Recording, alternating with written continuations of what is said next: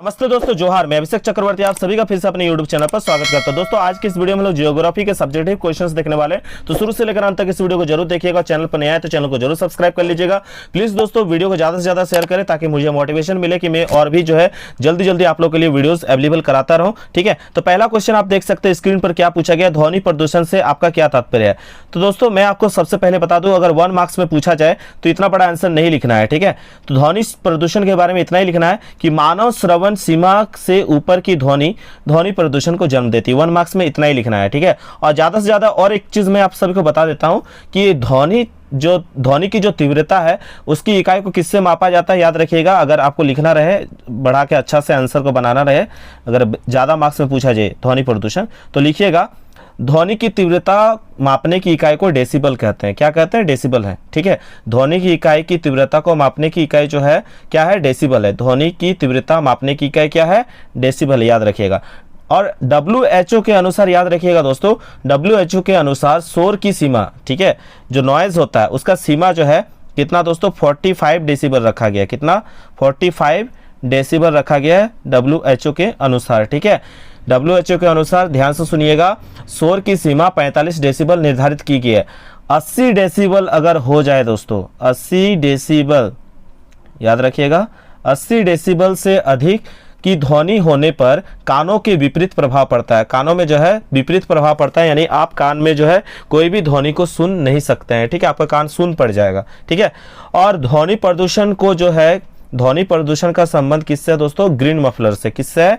Green muffler से। ठीक है, और ये जो है आप याद रखिएगा, ध्वनि प्रदूषण को रोकने में जो सबसे सहायक वृक्ष होता है, जिसको हम कहते हैं, आप लोग देखे होंगे उस वृक्ष को, ध्वनि प्रदूषण को रोकने के लिए आप लोग रोड के साइड में देखिएगा कि कौन सा वृक्ष लगाया जाता है? अशोक का पेड़। कौन सा पेड़ लगाया जाता है? अशोक का पेड़, क्योंकि ये पेड़ काफी घना होता है और इसका जो पत्ते होते हैं ये नीचे तक काफी ज्यादा फैले हुए होते हैं और ये कुछ इस शेप में होता है। ठीक है, तो जिससे क्या होता है कि ये इसका पत्ता जो है, इसका डाली जो है ज्यादा तरफ फैलता नहीं है, इसलिए साइड में, रोड के साइड में लगाया जाता है जिससे नॉइज को कम हो सके।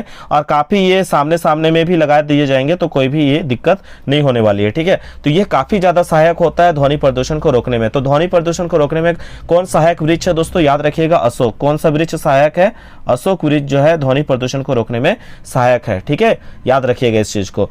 चलिए नेक्स्ट क्वेश्चन पे चलते हैं। यहाँ पे और भी कुछ लिखा गया, अगर आप लोग लॉन्ग क्वेश्चन में आए तो आप लिख दीजिएगा कि शोर और कोलाहलपूर्ण वातावरण से ध्वनि प्रदूषण की स्थिति उत्पन्न होती है। वातावरण में ध्वनि की अधिकता जो हमारे स्वास्थ्य के लिए हानिकारक सिद्ध हो सकता है, इस प्रकार की स्थिति को क्या कहते हैं? ध्वनि प्रदूषण कहते हैं। ये भी आप लिख सकते हैं, लेकिन आप लोग को 1 मार्क्स में दिया जाए तो बस इतना ही लिखना है, मानव श्रवण सीमा से ऊपर की ध्वनि को ध्वनि प्रदूषण जो है कहते हैं, या ध्वनि प्रदूषण को जन्म देती है। इतना ही आप लोग लिखिए, काफी है।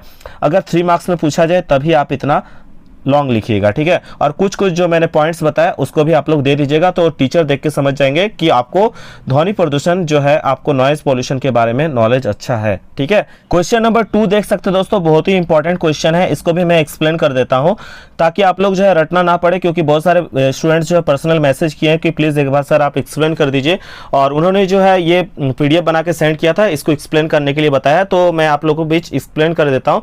काफी कम समय था दोस्तों, मेरे पास इसका PDF भी अवेलेबल नहीं था, तो कोई बात नहीं है, मैं जितना हो सके आप लोग को हेल्प करने की कोशिश कर रहा हूं। तो सब यहाँ पे देख सकते हैं राजमार्ग या महामार्ग क्या है। ठीक है, तो ये ट्रांसपोर्ट एंड कम्युनिकेशन जो है आपका इस चैप्टर से रिलेटेड क्वेश्चंस पूछे गए हैं। तो पहले आप याद रखिएगा परिवहन, ये जो परिवहन चैप्टर से रिलेटेड है, तो परिवहन मनुष्य की गतिशीलता संबंधी आवश्यकता को पूरा करने के लिए निर्मित संगठन उद्योग है। ठीक है, परिवहन प्रणाली में याद रखिएगा कुल मार्ग का 83% जो है, कुल मार्ग का 83%, 83% अगर आप बात करेंगे तो 83% क्या है? सड़क है। 9% अगर बात करें दोस्तों तो 9% आपका रेलवे मिलेगा। 9% क्या है? रेलवे है। और 6%, मात्र 6% आपका वायु मार्ग है। कितना है दोस्तों? वायु मार्ग 6%। ठीक है, और उसके बाद दोस्तों 2% जो है आपका है जल मार्ग। 2% क्या है? जल मार्ग है। ठीक है, तो परिवहन प्रणाली में कुल मार्ग का जो है 83%, कुल मार्ग का जो है दोस्तों 83% सड़क है। ठीक है, 9% रेलवे है, उसमें 6% आपका वायु मार्ग है और मात्र 2% है आपका जल मार्ग। इतना याद आपको रखना है। अब उसके बाद आप लोगों ने इतना सारा देख लिया, तो परिवहन के संसाधन क्या है दोस्तों, आप पहला जानते हैं। परिवहन के संसाधन का बात करें तो परिवहन का सबसे जो है आप देखें 83% जो है आप क्या देखें, सड़क परिवहन। ठीक है, तो पहला है सड़क परिवहन। दूसरा आपका मात्र 9% जो है आपका रेल परिवहन। क्या है, रेल परिवहन। उसके बाद आपका आता है वायु परिवहन। क्या आता है, वायु परिवहन। और उसके बाद आपका आता है जल परिवहन। तो अगर आपको लॉन्ग में भी पूछे ना, आप खाली इस वीडियो को ध्यान से सुनिएगा, आप लोग आंसर्स को अपने वर्ड में जो है एग्जाम में लिख सकिएगा, क्योंकि ये जो आपका मॉडल सेट दिया गया आपको किसी भी टाइप से क्वेश्चंस को पूछ सकता है, लॉन्ग शॉर्ट जैसा भी हो। तो जो मुझे टॉपिक मिला है, जैसे भी मिला है, आप लोग को एक्सप्लेन कर दे रहा हूं ताकि इसे आप लोग अपने ऑन वर्ड्स में लिख सकें। ठीक है, तो सबसे पहला जो है परिवहन को जो है, परिवहन के संसाधन क्या है, सड़क परिवहन, रेल परिवहन, वायु परिवहन और जल परिवहन। सड़क परिवहन कितना है दोस्तों, 83%, आपका रेलवे 9%, वायु मार्ग 6% और जल मार्ग जो है आपका 2% है, याद रखिएगा। ठीक है, सबसे पहला हम लोग बात करेंगे सड़क परिवहन का दोस्तों। सड़क परिवहन का जो है उसको बांटा गया राष्ट्रीय राजमार्ग, राजकीय राजमार्ग, जिला सड़क और ग्राम सड़क में। ठीक है, इसके बारे में आगे हम लोग डिस्कस करेंगे। ठीक है, तो सड़क परिवहन को भी 4 कैटेगरी में बांटा गया है। क्या क्या बोले, राष्ट्रीय राजमार्ग, राजकीय राजमार्ग, जिला सड़कें और ग्राम सड़कें। ठीक है, तो उसके बाद दोस्तों याद रखना है आपको, यहाँ पे जो पूछा गया उसका आंसर्स भी आपको देना है। तो राजमार्ग का मतलब क्या होता है, राजमार्ग ऐसे सार्वजनिक मार्ग हैं जिनका निर्माण और रखरखाव किसके द्वारा किया जाता है, सरकार द्वारा किया जाता है। ये मुख्य शहरों को आपस में तथा शहरों के राष्ट्रीय जो महामार्ग है उसको जोड़ती है। जो शहरों के महामार्ग है उसको आपस में क्या करती है, जोड़ने का काम करती है। इतना लिखिएगा तो भी काफ़ी है। ठीक है, तो इसके बारे में और कुछ हम लोग को और भी क्वेश्चंस दिया गया नीचे, उसको भी हम लोग देख लेते हैं। लेकिन इससे पहले मैं आपको सड़क परिवहन का मैंने देखा एक लॉन्ग क्वेश्चन में भी पूछा गया था, तो याद रखिएगा कि मैंने 4 टाइप बताया सड़क परिवहन का। ठीक है, क्या क्या बताया, आपका राष्ट्रीय राजमार्ग जिसको नेशनल हाईवे कहते हैं, क्या कहते हैं, नेशनल हाईवे। राजकीय राजमार्ग जिसको हम कहते हैं स्टेट हाईवे। ठीक है, और जिला सड़क जिसे हम कहते हैं डिस्ट्रिक्ट रोड्स। उसके बाद है आपका ग्राम सड़कें जिसे हम कहते हैं विलेज रोड्स। ठीक है, ये जो आप NH देख रहे हैं, नेशनल हाईवे, इनका काम क्या है दोस्तों, याद रखिएगा। अगर आप लोग को आ जाए लॉन्ग क्वेश्चन आंसर्स में या आपका शॉर्ट आंसर टाइप 3 मार्क्स वाला में, तो सड़क के बारे में आए, सड़क परिवहन के बारे में, तो लिखिएगा 4 टाइप होता है। एक होता है राष्ट्रीय राजमार्ग जिसे हम लोग नेशनल हाईवे कहते हैं। इसका काम क्या होता है, राज्यों की राजधानियों को आपस में जोड़ना। राज्य का जो राजधानी है उसको आपस में जोड़ने का काम है NH का। ठीक है, नेशनल हाईवे का। उसके बाद दोस्तों हम लोग स्टेट हाईवे का बात कर रहे हैं, राजकीय राजमार्ग का। इसका काम क्या है, राज्यों के अन्य शहरों को राष्ट्रीय राजमार्ग से जोड़ना, राज्यों के अन्य शहरों को जो है राष्ट्रीय राजमार्ग में जोड़ना। उसके बाद दोस्तों हम लोग बात करते हैं डिस्ट्रिक्ट रोडवे। ठीक है, जिला सड़क परिवहन, तो इसमें जो होता है राज्यों के जिलों को आपस में जोड़ने का ये काम होता है। और आप देख रहे हैं विलेज रोडवेज, तो विलेज का क्या काम है, विलेज रोड्स का, कि ग्रामों को जिला सड़क से जोड़ना। ठीक है, तो इस तरह से आप जो है अपने वर्ड्स में बना के सड़क परिवहन के बारे में एग्जाम में आसानी से लिख सकते हैं। ठीक है, इसके बाद दोस्तों देख सकते हैं क्वेश्चन नंबर 3 में क्या पूछा गया है, पेट्रो रसायन उद्योग क्या है। तो अपरिष्कृत पेट्रोल, पॉलीमर, कृत्रिम रेशे, PVC आदि कई प्रकार की वस्तुएं तैयार की जाती है जो अनेक उद्योगों के लिए कच्चा माल के लिए उपलब्ध कराती है। इन्हें सामूहिक रूप से जो है पेट्रो रसायन के उद्योग के नाम से जाना जाता है। सिंपल आंसर है दोस्तों, इसका आप लोग लिख लीजिएगा इसी तरह से। ठीक है, करेक्ट है ये। उसके बाद बात करते हैं दोस्तों 4 नंबर वाला क्वेश्चन पे क्या पूछा गया है, मुंबई हाई क्यों प्रसिद्ध है। तो आप सभी को एक लाइन में जो है आपको आंसर को लिखना है, एक सेंटेंस में। तो मुंबई हाई जो है 176 किलोमीटर दूर अरब सागर स्थित है। वहां से आप लोग का क्या स्थित है, अरब सागर स्थित है। जब आप लोग इंडिया का मैप देखिएगा तो आपको मालूम है कि यहाँ पे आपका मुंबई है, और मुंबई से जो है दोस्तों 176 किलोमीटर दूर कौन सागर है, 176 किलोमीटर दूर जस्ट है आपका अरब सागर। कौन सागर है, अरब सागर है। ठीक है, इस साइड अरब सागर रहता है, इस साइड आप लोग जानते हैं बंगाल का खाड़ी रहता है। ठीक है, इधर आपका हिंद महासागर रहता है। ठीक है, तो यहाँ से जो है मुंबई हाई क्यों प्रसिद्ध है कि मुंबई हाई मुंबई से कितना किलोमीटर, 176 किलोमीटर दूर क्या स्थित है, अरब सागर स्थित है। यह देश का सर्वाधिक महत्वपूर्ण तेल क्षेत्र के लिए ये प्रसिद्ध होता है। तो ये देश में जो है, हमारे देश में सर्वाधिक महत्वपूर्ण तेल क्षेत्र के लिए ये प्रसिद्ध है, जो कि मुंबई से कितना 176 किलोमीटर दूर अरब सागर में स्थित है। आपको याद रखना है। ठीक है, चलिए नेक्स्ट क्वेश्चन पे चलते हैं। क्या पूछा गया है, झूम कृषि से आप क्या समझते हैं? तो झूम कृषि आप लोग क्लास 9 में भी पढ़े हैं कि झूम कृषि का मतलब होता है जो घूम घूम कर आपका कृषि करते हैं, खेती करते हैं, ठीक है। इसे आप लोग अपने वर्ड्स में भी बना के लिख सकते हैं। ये 3 मार्क्स में भी पूछा जाएगा और 1 मार्क्स में भी पूछा जा सकता है, ठीक है। अगर 3 मार्क्स में पूछा जाए तो आप थोड़ा लॉन्ग लिखिएगा जितना बड़ा लिखा गया है, लेकिन 1 मार्क्स में पूछा जाए तो आपको बस इतना लिखना है कि झूम खेती के लिए जंगल के कुछ भागों को बारी बारी से काटा जाता है और उसे अल्पकाल के लिए खेती की जाती है, ठीक है। लॉन्ग में पूछा जाए तो आप पूरा आंसर को लिख सकते हैं कि झूम खेती को घुमंतु कृषि भी कहते हैं। झूम खेती के लिए जंगलों के कुछ भाग को काटा जाता है बारी बारी से और अल्पकाल के लिए खेती किया जाता है। भूमि की उर्वरता जब समाप्त हो जाती है तो इसे छोड़कर जो है पुनः दूसरी जगह खेती की जाती है। इस कृषि वैज्ञानिक उपकरणों, सिंचाई, उन्नत बीज आदि का प्रयोग इस पर नहीं किया जाता है। इस प्रकार की खेती प्रायः खानाबदोश जनजातियों द्वारा किया जाता है, ठीक है। इतना आपको आंसर को लिख देना है, ठीक। अगले क्वेश्चन पर चलते हैं दोस्तों। क्या पूछा गया है? प्रवास शब्द से क्या आपका तात्पर्य है? तो ये इजी क्वेश्चन है। इसके बारे में आप लोग जानते हैं कि जीवन यापन की बेहतर दशाओं को खोज या अन्य आर्थिक, सामाजिक, प्राकृतिक कारणों से लोगों का एक स्थान से दूसरे स्थान पर अस्थायी रूप से या लंबे समय तक के लिए निवास करने की प्रक्रिया को क्या कहते हैं? हम लोग प्रवास कहते हैं, ठीक है। इजी क्वेश्चन था, ठीक। उसके बाद दोस्तों अगले क्वेश्चन पे चलते हैं। क्या पूछा गया यहाँ पे देख सकते हैं। 1 मार्क्स में पूछा जाए तो इतना बड़ा लिखने का जरूरत नहीं है, ठीक है। आप लोग शॉर्ट में भी इसको अपने वर्ड्स में बना के लिख सकते हैं। जैसे यहाँ पे जनसंख्या वृद्धि का जो है क्या तात्पर्य पूछा गया। तो जनसंख्या वृद्धि से अभिप्राय क्या है कि किसी क्षेत्र में जो है समय के निश्चित अवधि के दौरान बसे हुए लोगों की संख्या धनात्मक परिवर्तन से है क्या आपका जनसंख्या वृद्धि, ठीक है। ये भी इजी क्वेश्चन था। अब दोस्तों हम लोग जो है सेट नंबर 2 में जो कुछ क्वेश्चंस दिए गए थे उसको भी हम लोग देख लेते हैं, क्योंकि किसी का डिमांड है बहुत सारे स्टूडेंट्स का कि याद नहीं हो रहा है, रट नहीं पा रहे हैं, तो रटने का जरूरत नहीं है। आप लोग इसे अपने वर्ड्स में एक बार सुन लीजिएगा, आप लोग को याद हो जाएगा, ठीक है। परिवहन को परिभाषित करें। अभी जस्ट मैंने कहा परिवहन के बारे में, अभी मैंने जस्ट आप लोग को डिफाइन किया दोस्तों।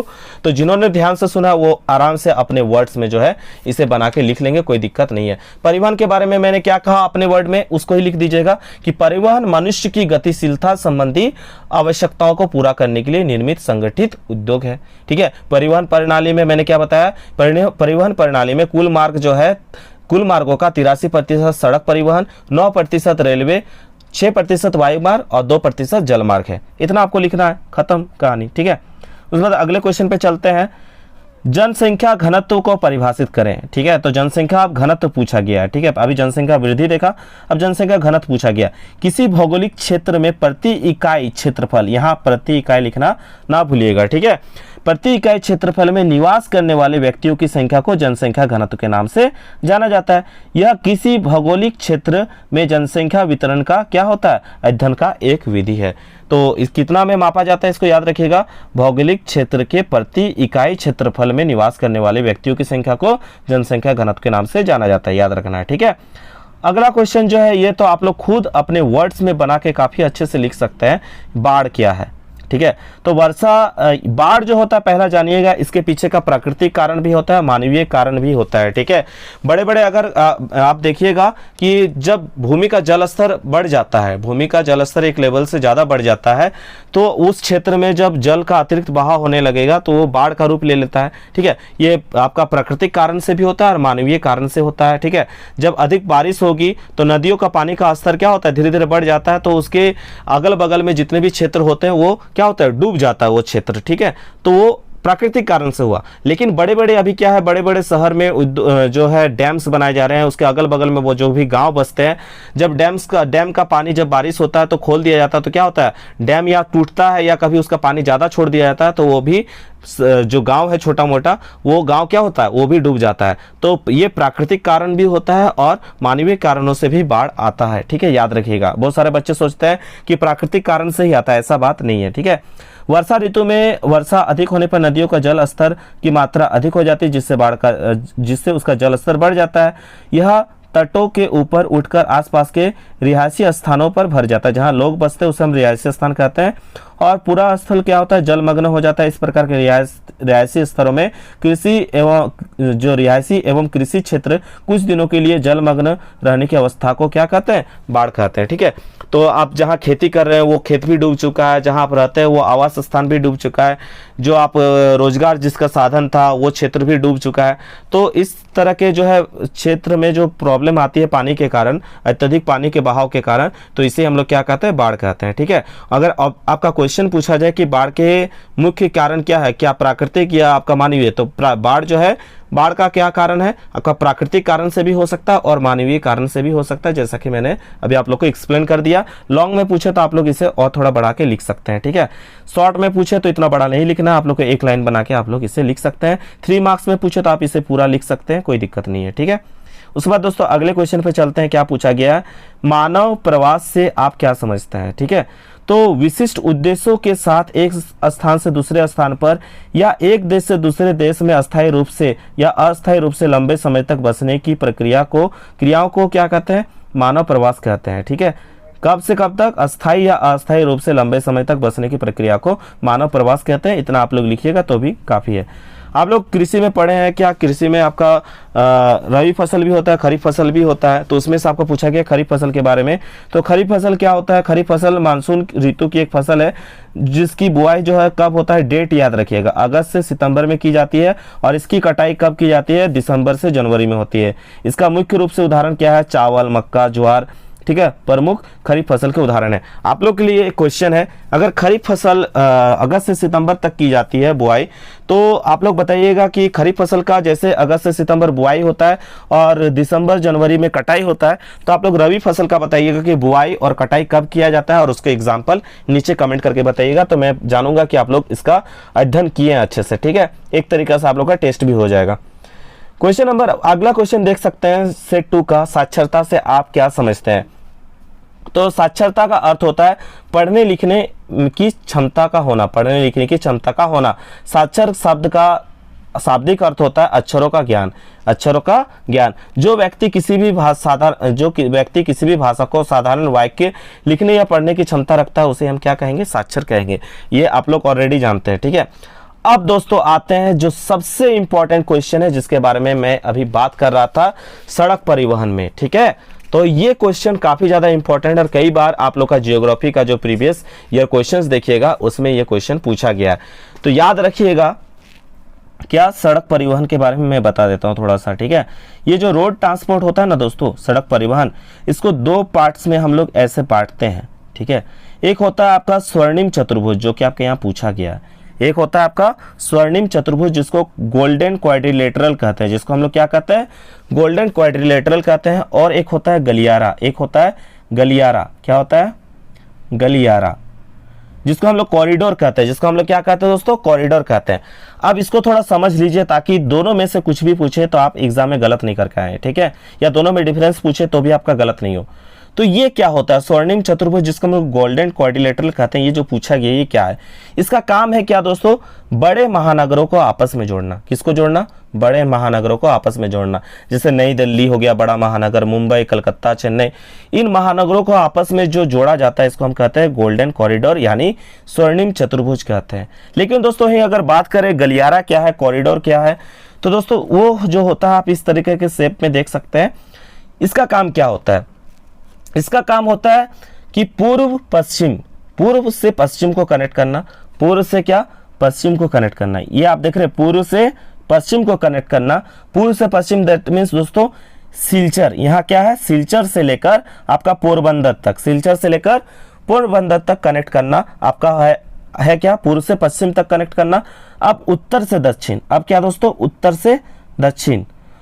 से दक्षिण यानी जम्मू कश्मीर से कन्याकुमारी तक कनेक्ट करना। ठीक है, ये जो सड़क परिवहन में इसको हम क्या कहते हैं, गलियारा कहते हैं। ठीक है, ईस्ट को वेस्ट से और नॉर्थ को साउथ से जो जोड़ने का जो है आपका रोड ट्रांसपोर्ट में जो सिस्टम है इसको हम कहते हैं गलियारा, इसको ही क्या कहते हैं, गलियारा।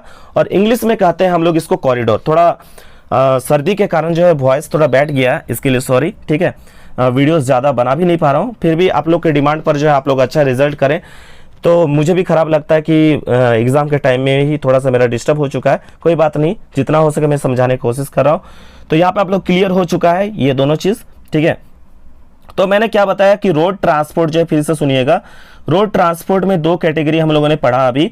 एक को कहते हैं स्वर्णिम चतुर्भुज, जिसे हम लोग कहते हैं गोल्डन कॉरिडोर, और दूसरा को कहते हैं हम लोग गलियारा, क्या कहते हैं, गलियारा, जिसको हम कहते हैं इंग्लिश में कॉरिडोर, क्या कहते हैं, कॉरिडोर। तो ये आप लोग कई बार जो है न्यूज़ चैनल में भी सुने हैं कॉरिडोर के बारे में। तो कॉरिडोर का काम क्या है, उत्तर को क्या पूरब को क्या पश्चिम से जोड़ना, और उत्तर को दक्षिण से जोड़ना, पूरब को पश्चिम से जोड़ना, उत्तर को दक्षिण से जोड़ना। और स्वर्णिम चतुर्भुज के बारे में क्या कहा, इसका काम है बड़े महानगरों को आपस में जोड़ना, इसका काम है बड़े महानगरों को आपस में जोड़ना, जैसे नई दिल्ली, मुंबई, कलकत्ता, ठीक है, याद रखिएगा। तो दोस्तों इसका आंसर हम लोग कैसे लिखेंगे, सीधा सीधे 1 मार्क्स में पूछा जाएगा। तो स्वर्णिम चतुर्भुज जो है सड़कों के विकास से संबंधित एक सरकारी योजना है। इस योजना के अंतर्गत यहाँ आपको लिख देना है बड़े महानगरों जैसे दिल्ली, कलकत्ता, मुंबई जो है, चेन्नई, इनको आपस में जोड़ा जाता है, ठीक है। इतना ही लिखिएगा, काफी है, इतना ज्यादा बड़ा आपको लिखने का जरूरत नहीं है 1 मार्क्स में, ठीक है, क्योंकि आपको ये साफ साफ लिखा गया है कि आपको 1 सेंटेंस में, आपको एक वाक्य में आपका आंसर को पूरा करना है, ठीक है। सीधा बात है, इतना आप आंसर में लिख दीजिएगा। और गलियारा भी पूछेगा तो उसके बारे में भी आप लोग लिख दीजिएगा, ठीक है। नेक्स्ट क्वेश्चन दोस्तों हम लोग देख सकते हैं आपका सेट 4 से, लिंग अनुपात को आप परिभाषित कीजिए, पूछा गया है। तो याद रखिएगा लिंग अनुपात के बारे में भी, ये भी क्वेश्चन आप लोगों ने पढ़ा है इकोनॉमिक्स में क्लास 9 का बुक में, ठीक है। लिंग अनुपात को परिभाषित कीजिए, प्रति 1000 पुरुषों पर महिलाओं की संख्या लिंग अनुपात के नाम से जाना जाता है। लिंग अनुपात का निर्धारण किस सूत्र से किया जाता है, आप लोग इस सूत्र को लिख दीजिएगा, लिंग अनुपात बराबर महिलाओं की संख्या बटा पुरुषों की संख्या गुना 1000, ठीक है। तो अगले क्वेश्चन पे चलते हैं, क्या पूछा गया, इजी क्वेश्चन है। ऊर्जा संसाधन से आप क्या समझते हैं, तो उन प्राकृतिक प्रदत्त संपदाओं जिनसे हमें क्या प्राप्त होती है, ऊर्जा में मानव की इच्छाओं और आवश्यकताओं की संतुष्टि करने की क्षमता होती है, जिनका उपभोग क्या होता है, मानव कल्याण के उद्देश्य से किया जाता है, उसे ऊर्जा संसाधन कहते हैं, खत्म, ठीक है। इसके बाद दोस्तों देख सकते हैं क्या पूछा गया, भारत में जनगणना किस वर्ष प्रारंभ हुई। तो यहाँ पे क्लियर नहीं किया है कि ब्रिटिश टाइम में या फिर भारत में स्वतंत्रता के बाद, तो इसलिए आप लोग दोनों ही डेट लिख दीजिएगा ताकि जो एग्जामिनर हो वो भी कंफ्यूज ना हो। तो यहाँ पे लिख देना, भारत में पहली बार जनगणना 1872 में ब्रिटिश शासन के दौरान किया गया, और जब भारत आजाद हुआ तो स्वतंत्र भारत में पहली बार जनगणना 1951 में किया गया था, ये आपको लिखना है। और उसके बाद ये भी क्वेश्चन आप लोगों ने इकोनॉमिक्स में पढ़ा हुआ है, क्वेश्चन है, ठीक है, क्लास 9 में, कि मिश्रित कृषि से आप क्या समझते हैं। तो जब फसलों के उत्पादन के साथ पशुपालन भी किया जाता है तो यहाँ पे आप उसे क्या कहते हैं, मिश्रित खेती की या मिक्स्ड फार्मिंग कहते हैं, ठीक है। उसके बाद दोस्तों अगला क्वेश्चन पूछा गया, जनसंख्या की दृष्टि से भारत के 3 सबसे बड़े राज्य पूछा गया। तो पहला है उत्तर प्रदेश, फिर महाराष्ट्र, फिर बिहार। उसके बाद दोस्तों अगला क्वेश्चन पूछा गया कि इन्हीं 2 प्रमुख पेय पदार्थ का नाम लिखे। तो चाय और कॉफी जो होगा करेक्ट हो जाएगा। उसके बाद पूछा गया है कि धात्विक खनिज किसे कहते हैं। तो धात्विक खनिज किसे कहते हैं, जिन खनिजों से धातु प्राप्त होता है उसे धात्विक खनिज कहते हैं, जैसे लोह अयस्क और बक्साइट आदि, ठीक है। तो दोस्तों ये कुछ इंपॉर्टेंट क्वेश्चंस थे जो कि आपके 1 मार्क्स वाले क्वेश्चंस में पूछे गए, और हो सकता है ये क्वेश्चन आपके लॉन्ग आंसर टाइप में या फिर शॉर्ट आंसर टाइप में पूछे जाए 3 मार्क्स वाले में। तो इसे आप लोग अपने वर्ड्स में अब बना के लिख पाइएगा। तो आशा करते हो दोस्तों आज के वीडियो आपको पसंद आया होगा। अगर आपके पास भी कुछ क्वेश्चन हो या कुछ सजेशंस हो, आप लोग नीचे कमेंट कीजिएगा, मैं जो है जल्द से जल्द उसे समाधान करने की कोशिश करूंगा। समय कम मिला है, मेरे पास सारा चीज अवेलेबल नहीं था, तो आशा करते दोस्तों जितना भी मैंने समझा आपके दिमाग में इतना कंप्लीट घुस चुका होगा। तो आशा करते दोस्तों आज का वीडियो आपको पसंद आया होगा, और पसंद आया तो बिल्कुल लाइक शेयर एंड कमेंट करना ना भूले। तब तक के लिए दोस्तों धन्यवाद, जय हिंद, वंदे मातरम।